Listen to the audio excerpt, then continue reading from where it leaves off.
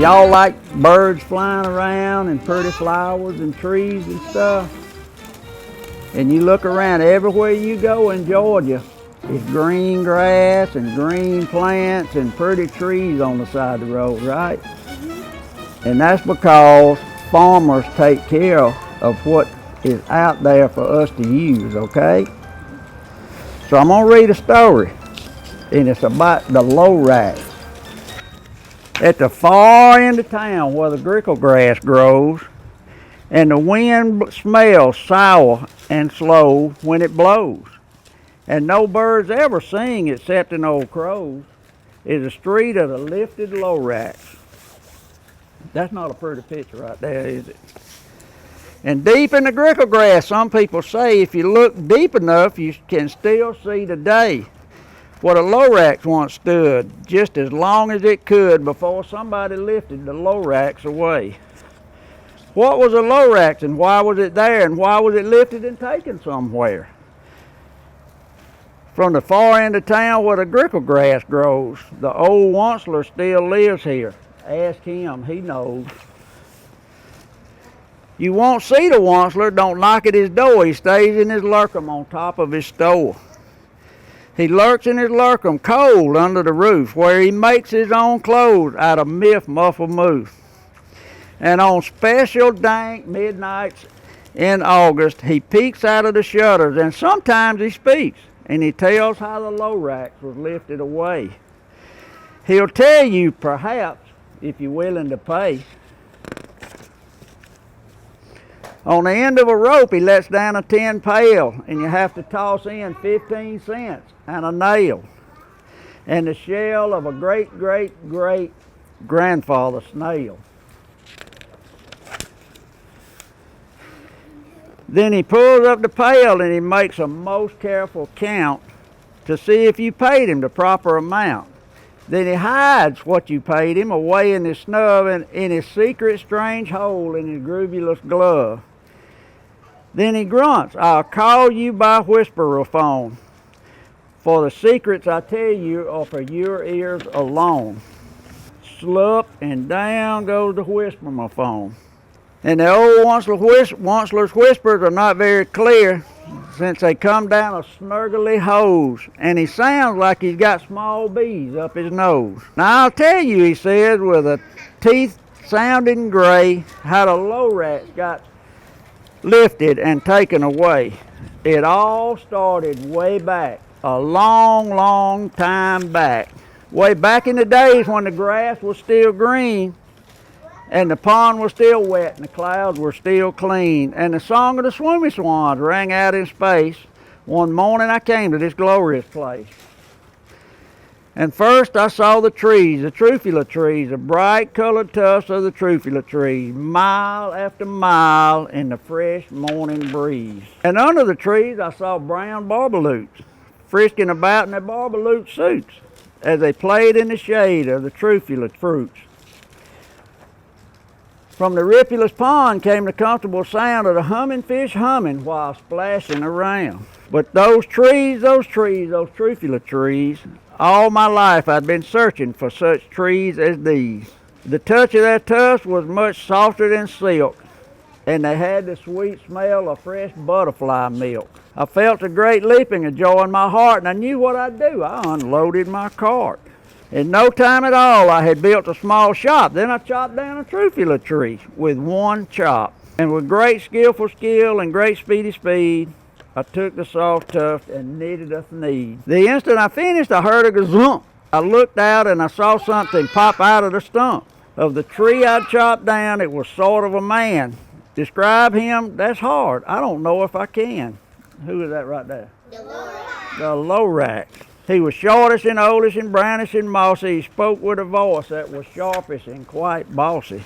Mister, he said, with a sawdusty sneeze, I'm the Lorax and I speak for the trees.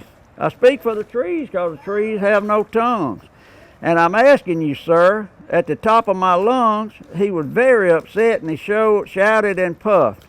What is that thing you made out of my Trufula tuft. Look, Lorax, I said, there's no cause for alarm. I chopped just one tree and I'm doing no harm. I'm being quite useful. This thing is of need. Its need is to find something that all people need. It's a shirt, it's a sock, it's a glove, it's a hat. But it has other uses, yes, way beyond that. You can use it for carpets, for pillows, for shears, for curtains, for covers, or bicycle seats. The Lorax said, "Sir, you are crazy with greed. There's no one on earth that'll buy that fool's need." But the very next minute, I proved he was wrong, for just at that minute, a chap came along, and he thought the need I had knitted was great. I happily sold it for $3.98. I laughed at the Lorax. "You poor stupid guy. You'll never tell what some people might buy." "I repeat," cried the Lorax, "I speak for the trees." "I'm busy," I told him. "Shut up, if you please." I rushed across the room, and in no time at all, built a radio phone. I put in a quick call. I called my brothers and uncles and aunts and the whole family. Said, "Listen here, here's a wonderful chance for the whole Wansel family to get mighty rich.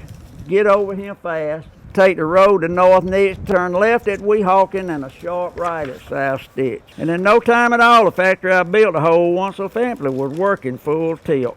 We were knitting thieves as busy as bees to the sound of the chopping of Trufula trees.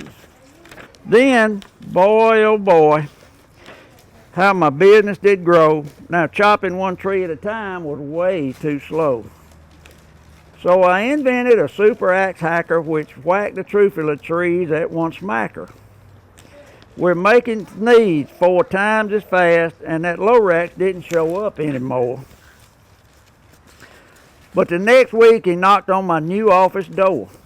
He snapped, "I'm the Lorax who speaks for the trees which you've been chopping as fast as you please, but I'm also in charge of the brown barbaloots who played in the shade in their barbaloot suits and happily lived eating Trufula fruits. Now, thanks to your hacking my trees to the ground, there's not enough Trufula fruit to go around. And my poor barbaloots are all getting the crummies because they have gas and no food in their tummies." See how sick the little brown barbaloots look? "They love living here, but I can't let them stay. They'll have to find food, and I hope that they may. Good luck, boys," he cried, and he sent them away. I, the Wansler, felt sad as I watched him go, but business is business, and business must grow, regardless of crummies and tummies, you know. I meant no harm, I truly did not. But I had to grow bigger, so bigger I got. I biggered my factory, biggered my roads, I biggered my wagons, and biggered my loads. To the needs I shipped, I was shipping them forth, to the south, to the east, to the west, to the north. I went right on, biggering, selling more needs, and I biggered my money, which everyone needs. Then again, who is that? The Lorax came back, and I was fixing some pipes when the old nuisance Lorax came back with more gripes. "I am the Lorax," he coughed and he whiffed. He sneezed and he snuffled and snargled and he sniffed. "Wansler," he cried with crufulous croak, "Wansler, you're making such a smogulous smoke. My poor swoomy swans, why, they can't sing. No one can sing with smog in his throat." "And so," said the Lorax, "please pardon my cough. They cannot live here. I'm sending them off." "Where will they go? I don't hopefully know. They may have to fly for a month or a year to escape from the smog you smogged up around here." "What's more," snapped the Lorax, his dander was up, "let me say a few words about Gluppity Glup. Your machine clugs all day and night without stop, making Gluppity Glup also sloppity slop. And what do you do with the leftover goo? I'll show you, you dirty old Wansler man, you. You glump in the pond where the humming fish hum. No more can they hum, for their gills are all gone. So I'm sending them off. Oh, their future is dreary. They walk on their fins and get so woefully weary, in search of some water that isn't so smeary." And then I got mad. I got terribly mad. I yelled at the Lorax, "Now listen here, Dad. All you do is yap, yap, yap, and say bad, bad, bad. Well, I have my rights, and I'm telling you, sir, I intend to go on doing just what I do.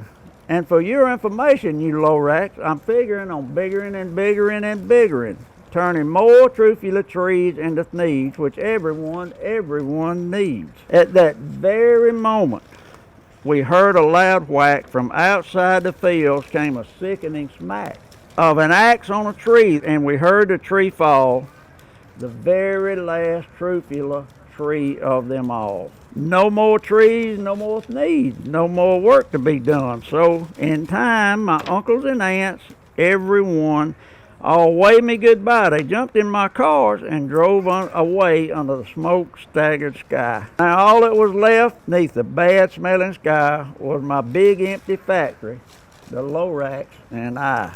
Then the Lorax said nothing, just gave me a glance. Just gave me a very sad backward glance as he lifted himself by the seat of his pants, and I'll never forget the grim look on his face when he hoisted himself and took leave of this place through a hole in the smog without leaving a trace. And all that the Lorax left here in this mess was one small pile of rocks with the word unless. Whatever that means, well, I just couldn't guess. That was a long ago, but each day since that day, I've sat here and worried away.